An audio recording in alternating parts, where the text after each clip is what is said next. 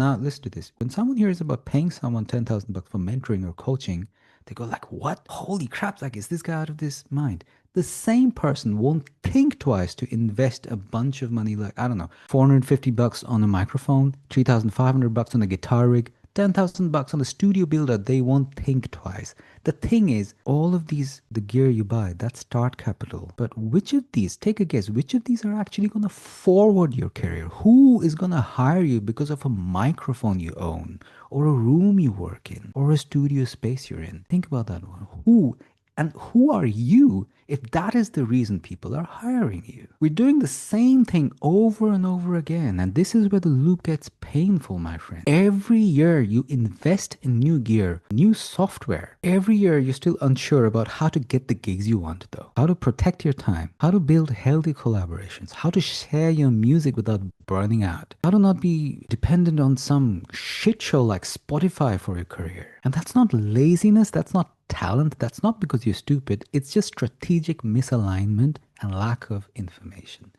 You've been trained to solve emotional and identity questions with gear and random information online. When what you actually need is integration, reflection, and qualified support from people who actually know what they're talking about. There, got a little carried away there. Coaching. So what does coaching actually do? Mindset, structural thinking, business ethics. Yeah, folks, that's a thing. If you're a pro, you need to understand business ethics. You need to understand value. You need to know how to sustain your art, how to reach your audiences, how to even build an audience. Communication, communicate with your collaborators. These are not abstract concepts. These are legit skills that are non-negotiables for those of us who actually intend on building a sustainable career. And here's something no one likes to say out loud. All other professions have this. Athletes have performance psychologists, coaches. Executives now have leadership coaches. Even therapists have supervision. Teachers have professional development plans. So why the fuck, pardon my French, do musicians or artists in general assume that we're somehow immune to this?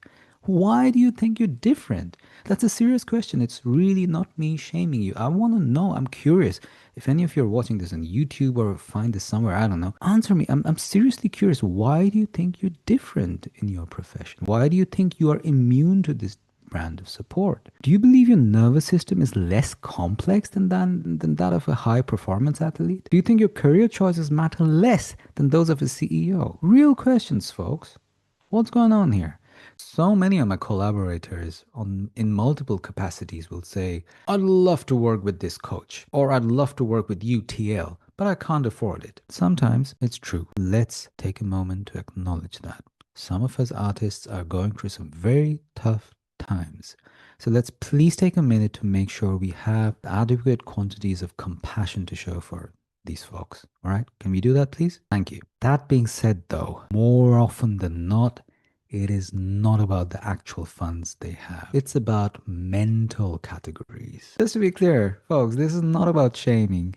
This is about me shining a light on how some of us artists have been conditioned to categorize value, something most of us are pretty shit at understanding. Musicians, artists, we have no freaking clue what value is. And gear equals studio budget equals permissible. Pleasurable. Coaching, mentoring, on the other hand, equals self development and feels like, I don't know, therapy or luxury or extra or weird stuff weirdos do, which is the biggest irony. Watching artists and musicians call others weirdos is the biggest irony I've witnessed in my life. But let's not even go there.